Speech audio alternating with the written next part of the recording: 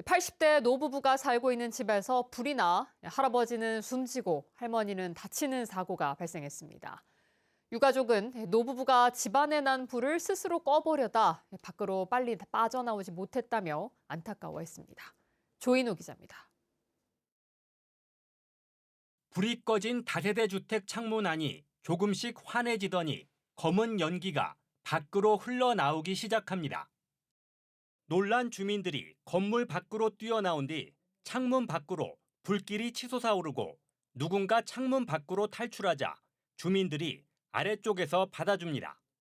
시뻘건 화염이 뿜어져 나오는 집안으로 소방대원들이 물대포를 쏘아대지만 불길은 쉽게 잡히지 않습니다.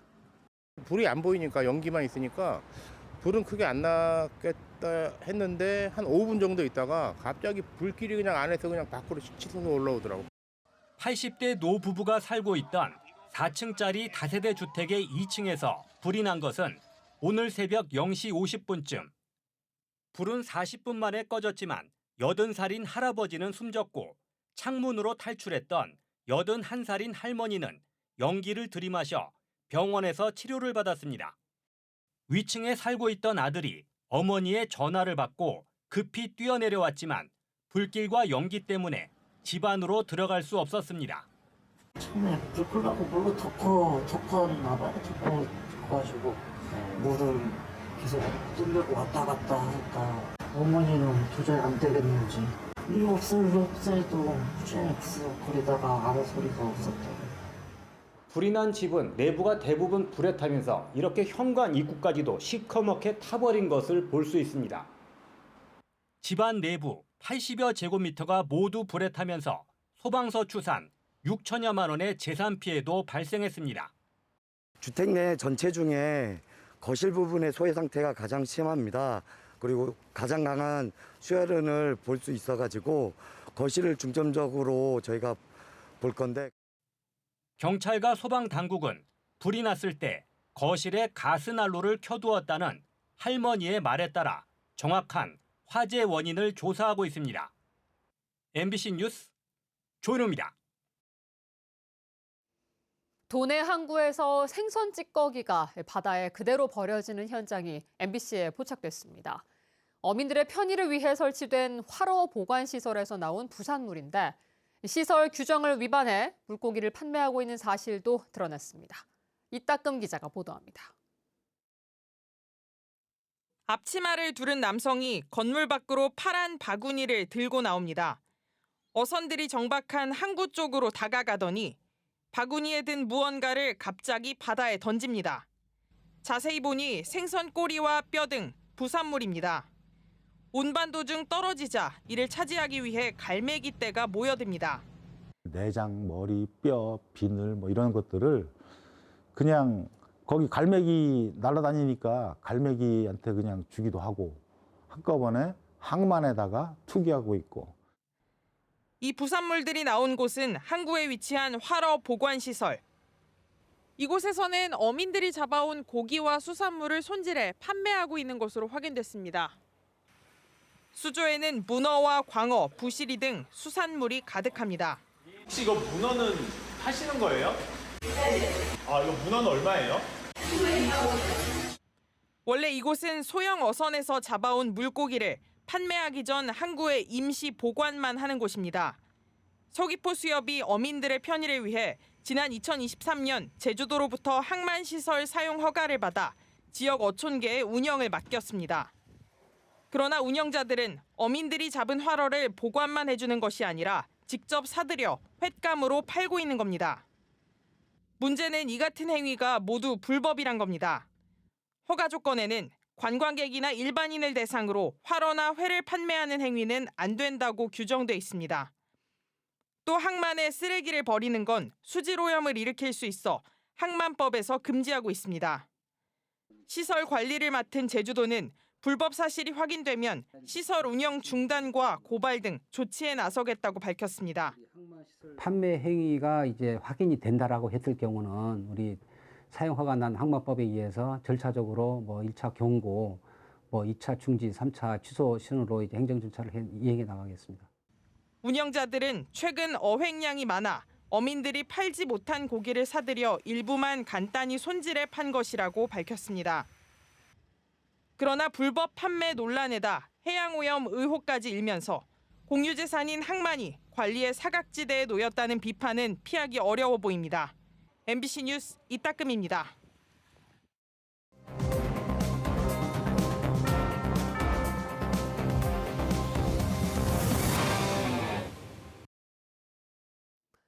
대규모 개발을 추진할 때 초기 단계에서 계획이 타당한지 검토해 사업 추진 여부를 결정하는 제도가 전략환경영향평가입니다. 관련법에는 심도 있는 논의를 위해 대면 심의를 하도록 규정하고 있는데요. 제주도는 서면 심의로 진행해 법 위반 논란과 함께 공정성 시비가 불거지고 있습니다. 송원일 기자가 취재했습니다. 대규모 개발 사업을 추진하려면 첫 단계로 전략 환경 영향 평가를 통과해야 합니다. 개발 계획의 적정성과 입지의 타당성을 평가해 문제가 없으면 사업 추진에 동의하고 문제가 있으면 동의하지 않는 제도입니다. 초기 단계에서 사업 추진 여부를 판단해야 하기 때문에 공정하고 심도 있는 평가가 무엇보다 중요합니다. 첫 관문은 환경영향평가협의회. 담당 공무원과 전문가, 시민단체, 주민대표 등 10명 안팎으로 이루어집니다. 협의회는 개발 사업의 필요성과 입지, 규모, 시기 등과 관련해 어떤 내용을 어떻게 어디까지 조사할지 앞으로 추진할 전략 환경영향평가의 기본 방향을 결정합니다. 환경영향평가법 시행령에는 심도 있는 논의를 위해 과반수 출석과 과반수 찬성으로 의결하는 대면 회의를 하도록 규정하고 있습니다. 예외적으로 환경 영향이 경미하거나 특정 분야에만 제한되는 경우 해당 사업과 유사한 평가서가 여러 번 제출돼 이미 심의된 경우에는 서면 심의를 할 수 있도록 했습니다. 제주도는 어떻게 운영하고 있을까?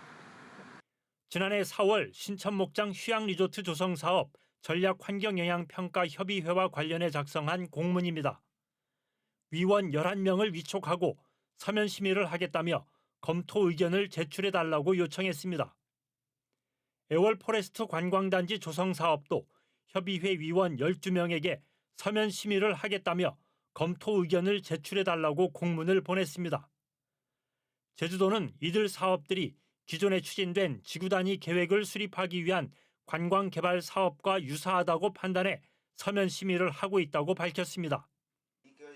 그러나 환경단체에서는 서면 심의 방식이 법규 위반 소지가 높고 형식적인 절차에 그치고 있다고 비판합니다.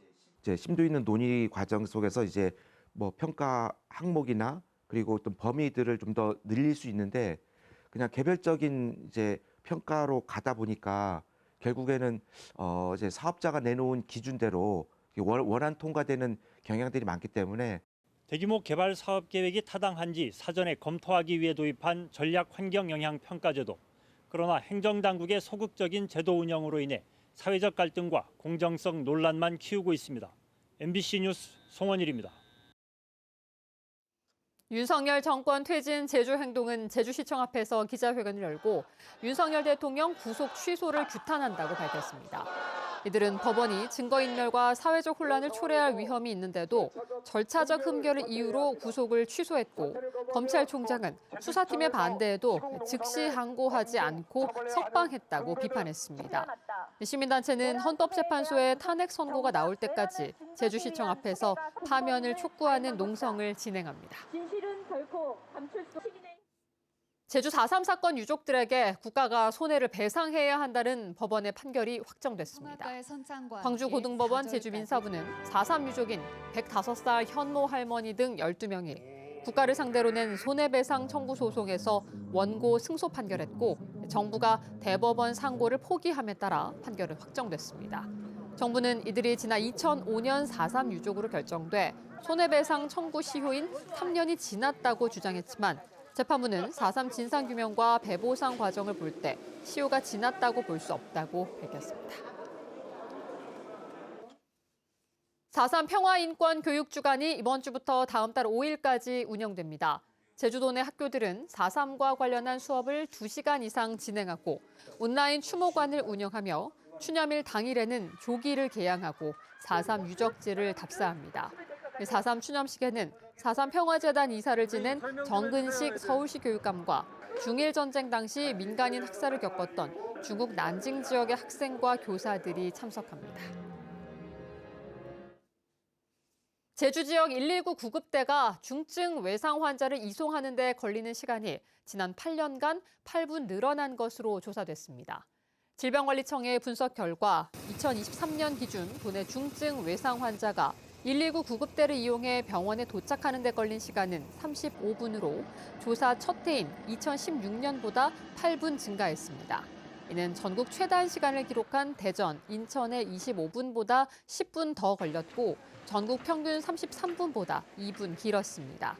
도내 중증 외상 환자는 2023년 167명으로 10만 명당 발생률이 24.8명을 기록해 전국에서 네 번째로 높았습니다.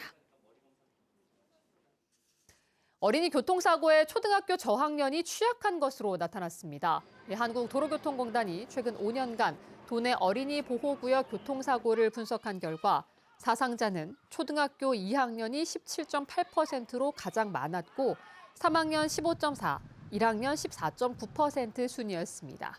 사상자가 발생할 시간대는 오후 4시에서 6시 사이와 금요일이 가장 많았습니다.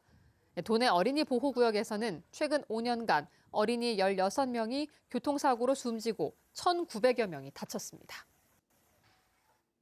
뉴스데스크 제주였습니다. 고맙습니다.